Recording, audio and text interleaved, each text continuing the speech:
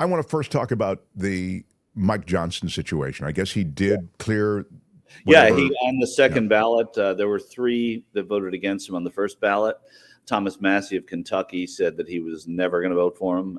He's a libertarian. He's not a fan of Johnson's, but he's also a disturber. Can you show Michael Shure the Massey Christmas card again?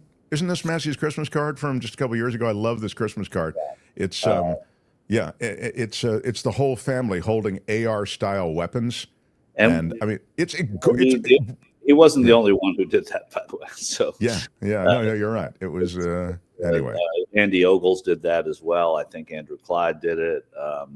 In any case, his wife has since passed. Actually, Thomas Massey's wife died suddenly last year. Oh, wow. But not by good Thomas Massey knowledge. I was not aware of that. Anyway, go back. So in any case, he was the first one to vote no. And please continue. Yeah. I mean, and then the other 2 came off of it, and Massey was the only holdout in the end, and Johnson got the number that he needed to get. That never felt in doubt. I mean, Kevin McCarthy even didn't feel in doubt until it was in doubt, and then it kept going and going. It seemed like there were just these protestations, and Johnson, to his credit, said that I'm not making any deals. I'm running for speaker. I'm going to be the speaker. I want to be the speaker, but I'm not going to say if you vote for me, I'm going to give you X committee chairmanship, going to put you on a committee, because it's not just about the chairmanships. It's a big thing to be placed onto a committee for a lot of these members of Congress who don't know how long they're going to be there. And so Johnson, I think to his credit, said, I'm not going to do it. You just vote for me or don't vote for me. And in the end, I think he was confident enough to say he was going to get it, unlike McCarthy, who dealt and sort of talked his way into the speakership. Right. I mean, it was a widely perceived fact that McCarthy's weakness was so manifest just to get to the speakership that it would likely be his undoing, and it was. Yeah, it was his undoing, as we know. And Johnson, this wasn't something that he really sought in the first place. And then once he got it, like anything else, the trappings are nice, and he thinks he's done a pretty good job. And he was able to hold the House. Not all the credit goes to Mike Johnson or the Speaker for holding the House, but it's hard to do. And it looked as if the Democrats were going to win back the House, and they didn't. What then is the agenda? The agenda now is just certify the election and Trump becomes president, and I suppose the agenda item front and center at the House is the president-elect's tax cut. Yeah, I think that's what the first thing they're going to want to do is attach some measure of tax relief with the incoming president's name on it, and this House having that on the record, so that when they come down to budget reconciliation again in March and keeping the government running and a continuing resolution, perhaps, as we saw in December, they'll at least have something to point to and not get sort of all the blame where the government just shut down again in March. They want to have something immediately that gets on board. Hakeem Jeffries, who won the minority leader's position in the House today, he gave a speech just now talking about how he was really holding the Republicans' feet to the fire on cutting entitlements, on cutting Social Security, and basically saying, we will not cut Social Security. We will not do it in this House. No one in Washington will do it. And even Johnson was nodding as he said it. No Republicans were clapping. The Democratic side was all in ovation. So I think that Jeffries has said exactly how well he'll work. It's a very divided Congress right now, as it was before. And, just getting a couple of Republican votes or a couple of Democratic votes can sway legislation now. It's interesting that you mentioned the Social Security thing, because it is something that has been spoken of in the broadest sense, maybe entitlements and how they might be reconfigured, privatized. George Bush, the younger George Bush, floated the idea that everybody sort of has their own fund they can manage on their own. Is it your sense then, just to run that out, that would be a non-starter, that you'd never really get, even if it was masquerading as some sort of reconfiguration of the Social Security program or any of these entitlement programs, that you, regardless of how you reconfigure them or you rebrand them, that they likely wouldn't pass Congress? Yeah, I don't think that they would pass Congress. Look, what we've seen, I think, with Roe being overturned is that it works really well for Democrats. It has worked really well for Democrats. It did in 2020. It did in 2022. I mean, it did in 2022 in special elections between 22 and 24.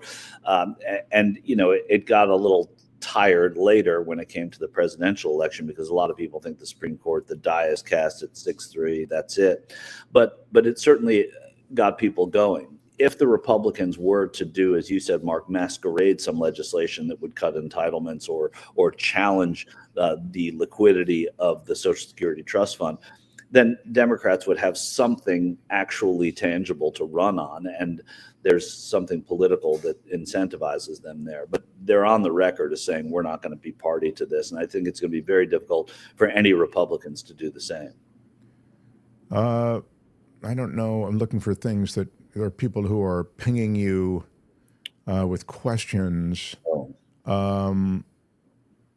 Harris should not count on, what is this? Harris should not count on any Trump electors. He is disqualified. I see. This is the question. Michael Shure should go on the record on this in TYT. You can speak to this, but I mean, I think the elector thing this is all pro forma now, right? I mean, it's all just going to go along in the way it would. It's routine, in my opinion. It's routine, and Vice President Harris is going to have the unfortunate job of reading them as others have in the past who have lost. And in reading them and doing that, the electors are there, and I understand why people think he may be disqualified for it. That's a conversation for another time. The electors, there aren't election challenges that are happening right now from the 2024 election in last November. So it's going to go as it's meant to go and as we think it will go, barring anything happening that we don't know about now. But there aren't very many days between now and then. Yeah, we discussed at some length the reasons I think there are a lot of reasons that Trump should be disqualified, and I also think that there are a lot of reasons that there should be recounts in some of these swing states. But regardless, I sadly I think that horse is out of the barn. Although, I mean, on the election, although the reasons still sit there, and I think the adjudicated insurrectionist who will become president, I think that's a disturbing development that we could look the other way on. I don't disagree. I mean, I obviously don't disagree. There are lots of things to bring up in terms of the legality of the last election and the job that Congress has to do in terms of counting the electors.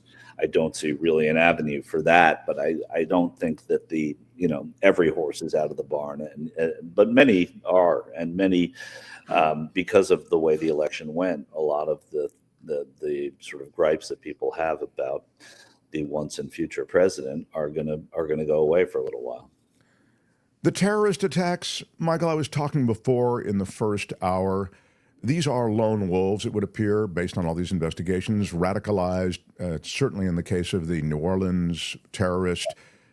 This is a guy who was, born and raised in this country in Texas, and he married twice, apparently acrimonious divorce, under water in terms of finances. So he had a lot of external stressors, but he also had this radicalization at the feet of an ISIS ideology that produced some nexus of the two things. That is to say, brought together all the exterior stressors, all that crap I just mentioned, and brought it together with this ideology, the radical ideology of ISIS. What was interesting to me and continues to be interesting to me is the way in which more and more, even as ISIS was claimed by Donald Trump to be wiped out, more and more worldwide, we're seeing these one-offs, lone wolves, very small cells, produce these kinds of terrorist attacks that are just really gruesome and awful. Yeah, here's the thing. When do we stop calling them lone wolves? A lone wolf is a disturbed kid who goes into a school. This is ISIS, right? I mean, this is how they're working. So they're hardly lone wolves. They've been radicalized and they've been sent out there. Yeah, he did it by himself, but he seemed to have the backing of real international radicals who want to do harm to innocent people around the world. And to that end, I don't know that it's really a lone wolf thing. That's what's different. Well, when you say that he had the backing, you had the financial backing? Yeah, I mean, he had I don't, they haven't done the forensics on all of it, but certainly what, when he got involved, as he said, with ISIS, as far as I know,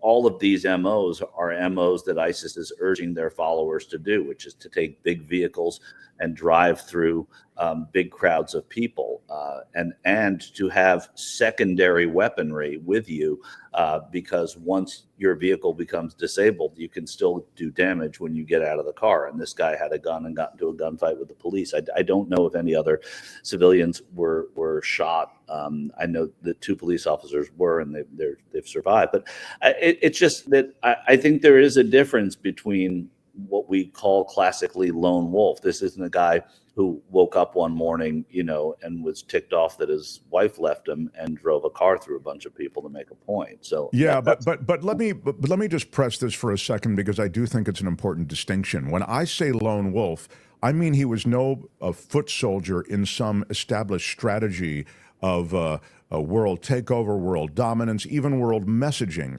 in any kind of coordinated way. Right. No more than if I'll use a real mundane example. There's some guy on a street corner screaming about Jesus and telling us it's going to be the end of the world, and he's there every day screaming the same thing and holding up those biblical verses. He's a one-off. I understand he comes from a religious doctrine that has inspired him, but he's not backed by any of them. And seemingly political. But I mean, there was that what happened in Germany several weeks ago. There was exactly what happened in Nice a couple of years ago. I mean, I also have to confess that I don't know all the details. This isn't a story. It's a story I've followed like a lot of news viewers have followed. I've been sort of following a lot of the Carter stuff and a lot of the political stuff, and that, the stuff that I generally cover. So I've covered this. I've followed this in an interested way and a sad way, but I don't know all of the ins and outs of what motivated this guy. But I do know that to me, there's a distinction. I don't know that it matters actually either. If he were, well, if ISIS, here's the other thing. The way that ISIS used to work is they would claim credit for a terrorist attack. You know that, right? Yeah, and yeah, there was sort of an official, course, word, and that doesn't seem to be happening in these, if you will, lone wolf type situations, one-offs, if you want to think of it that way. I don't know if they have or have not declared. But you're right in the sense, and this is kind of the concern in how we started the show, that there is a constellation of terrorist acts that do reflect a radicalized Islamic base. So there's and again, the stopping these sorts of things, it seemed as if New Orleans was in the throes of doing that, preparing for the Super Bowl. But in retrospect, the Sugar Bowl and New Year's Eve should have been part of those plans, and it's sad and unfortunate, and not, I don't know if it was derelict, but it seems that in the times we live, the word bollard is a word we hadn't heard for most of our lives, and now we hear those are the blockade things that are set up, and I like that you're always so polite and circumspect when appropriate, that because we don't really know. But I will say, because I said it yesterday, I was extremely disappointed by the fact that I thought they were sloppy with their security. There's more security at my farmer's market than there was on that street. They parked one police vehicle blocking the actual road, and then there was nothing blocking that sidewalk. And this is in a community that, as you say, Sugar Bowl, Super Bowl, French Quarter. I mean, come on, guys, you should be better at this. No, that's true. I lived on Bourbon Street once, so I know what it's like there on just any Saturday. So if you want to do damage, it's pretty accessible. And I'd like to read that chapter of your book, by the way. My Year on Bourbon Street is a great chapter. I'm sure it is. There is this, Michael, and I'm telling you this sort of as a news story that I feel everybody should know, and you may want to weigh in on it, but Rudy Giuliani, as you know, was told by that judge to hand over all his assets after that in amazing judgment that was a righteous judgment for those poor poll workers in Georgia whose lives he ruined. He's missed deadlines. He's missed these extensions. He's hidden assets, it would seem, and tried to prevent the takeover of a lot of his various valuable materials. I'm talking about Yankees memorabilia, the luxury watches, the Mercedes-Benz convertible, vintage. And now he is trying to hang on to this apartment and place in Florida, right? And he's absolutely being dragged, kicking and screaming legally to handing things over to Ruby Freeman and her daughter Shay Moss. But he will have to pay them every bit of that $148 million judgment that went against him. And he'll do it a little bit at a time. But he seems to be pretty committed to trying to hide everything and go to battle over everything. And again, as I say, the latest is his condominium in Palm Beach, Florida. He was withholding access to electronic devices. And apparently the judge is now saying, hey, cut the crap. You are going to have to give that up, and the assets are going to have to be transferred to these two women.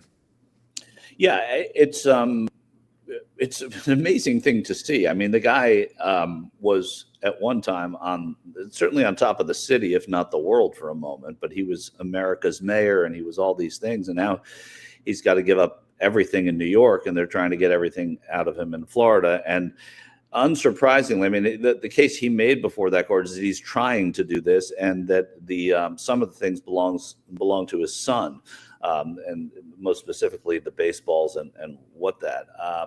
But now, he's got huge legal bills too that he's going to have to pay for every time he goes back to court, because he's not paying what he owes these two women in Georgia. And so, I mean, it's a really pathetic and sad situation he's in because of what he did. He thought that, like so many people in the Trump who went into Trump world, they thought they could get away with everything, including Trump, and they can't, and you saw that E. Jean Carroll's verdict was upheld last week. And so while, yes, Donald Trump gets the last laugh and he was voted back into office, the people that surrounded him at that time are all, not all, many of them are having real difficulties because of the things they did when they thought that they had absolute immunity. Albert, do you have the Steve Bannon stuff I'd mentioned to you that I was going to play for Michael? So Bannon Let me load that back up. I'll let you know when I have it. Okay, Bannon's a combative guy, and I mention him in the context of what you just said because he's one of those guys who's sort of like F them, F their subpoenas. We're here. We're going to shake things up. It's going to be a battle, and in a battle, you got to be ready to go to prison. And that he said all of that stuff in his podcast, which is well watched and well listened to. His latest, as you know, is the kind of adversarial footing he has with Elon Musk, because he's a no immigrants guy, and Musk is let me get cheap immigrants to do the coding, whatever the hell they do in tech world. But so Bannon is smack talking Trump's favorite donor, Elon Musk. Here's a little bit of it. Okay, go ahead. First off, you got to get, hey, I've said many times that Elon came and Elon's money helped organize the grassroots effort. In his engineering mind, he saw what the problem was as we saw it, and he supported it. And for that, he gets a place at the table. There's no doubt. You should. It's $250 million in June, not an entire cycle, in 5 months. But that dinner with Sachs and that check from Elon came at Biden's, when Biden, in the debate or right before the debate, and Biden, they kind of saw the numbers of where this thing was heading. They're recent converts, and we love converts. Hell, I'm a Catholic. We used to be in the convert business, not so much anymore. We can't keep what we got. But in the old days, half the saints are missionaries. We loving converts. But the converts sit in the back and study for years and years and years to make sure you understand the faith and you understand the nuances of the faith and understand how you can internalize the faith. Don't come up and go to the pulpit in your first week here and start lecturing people about the way things are going to be. If you're going to do that, we're going to rip your face off. Because you can't beat us. We're not beatable. This army of the awakened is not beatable because we're relentless and we will never surrender and we will never slow down. And yes, if you go low, we'll go to the center of the earth. Because we're fighting for something that means something. We have meaning in this. This is why people watch the show. This is why people come to this show and all this great content people provide us. And Ben Berquam's down now, putting his life in danger again. Why do people do this? Why have they done this for years? Why did they do it for years at Breitbart? Why did when Trump started appearing in 13 and 14, we said, that's the guy. So I want to hear what you have to say, but I also want to just note, I think the religious parallel that he uses is not an accident. There is a religious fervor that underpins a lot of what Bannon, Flynn, and others bring to the stump and bring to the conversation always. And so essentially he's saying, Elon, thanks for letting us get here on the back of your checkbook, but get out of the way. Now let the pros take over. Michael? Right.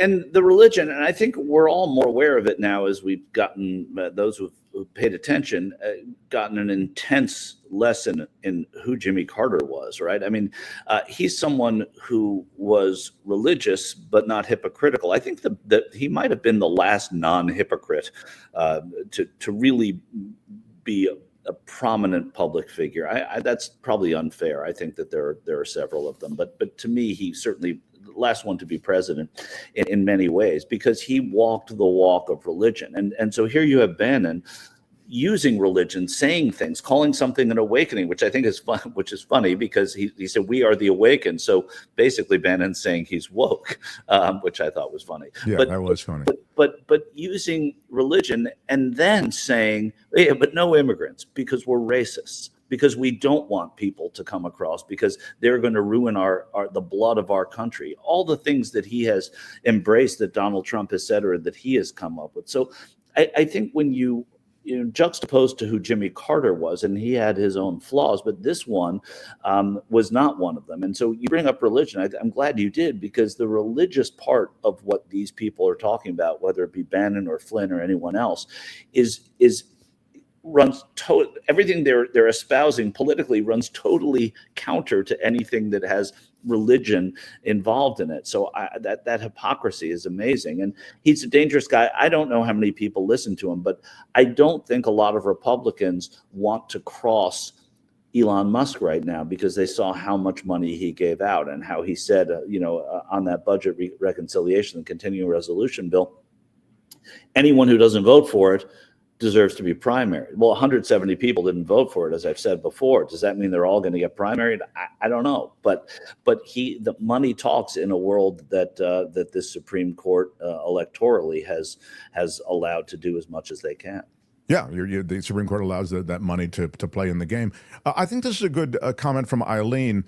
She says, sorry, Bannon, your true believers are no longer needed. Trump is president, and all he ever cared about was money. Your sacred MAGA values are worthless to Trump. On some level, she's right. The real way in which Trump can build what he wants, which is his personal wealth and, I suppose, political power, is through Musk and those that he's surrounded himself with. Now, Bannon, is not part of his administration as he was the first time. I still think he has a voice there. But I'm wondering if this isn't setting up kind of a squaring off of MAGA, that's Bannon, okay, the MAGA army, versus the new kind of Trump, Musk, Vivek maybe in the kids' table kind of thing. Whether they're not setting up for some kind of a real battle. Yeah, I think they are, and I think was her name Karen? I think she's right in a Eileen, way. yeah. Eileen, yeah. Sorry, in a way. Eileen, I'm sorry. In a way, because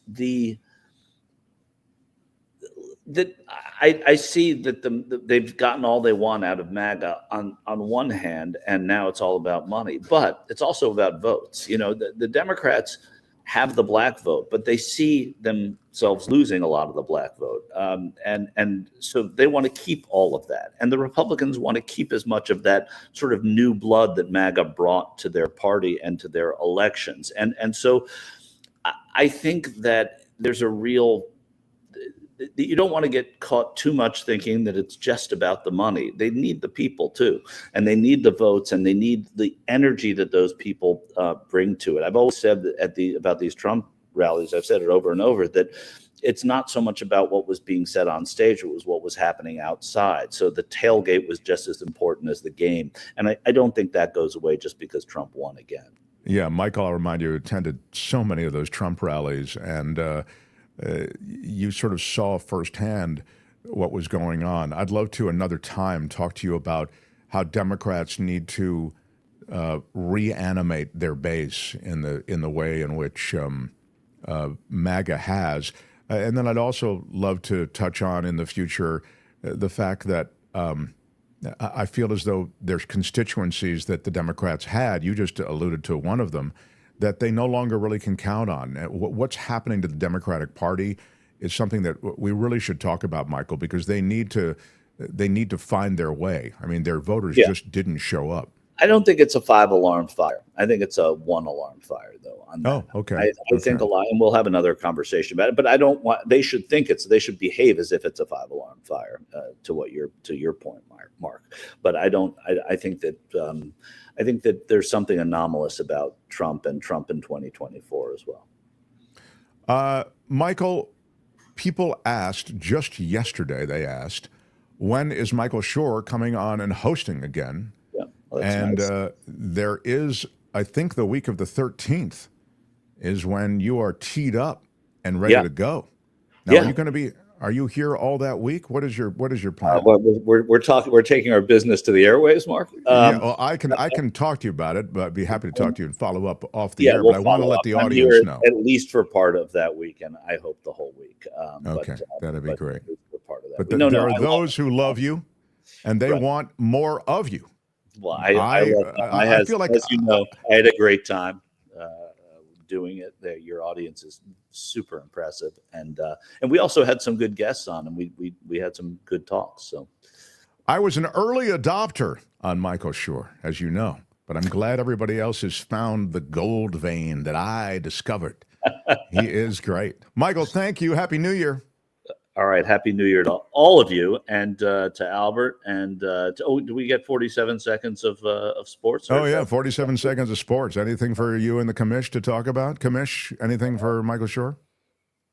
His Rangers are kind of imploding, but they are. But they did win 2-1. You'll notice last night, home to Boston. Not satisfying, but still pretty good.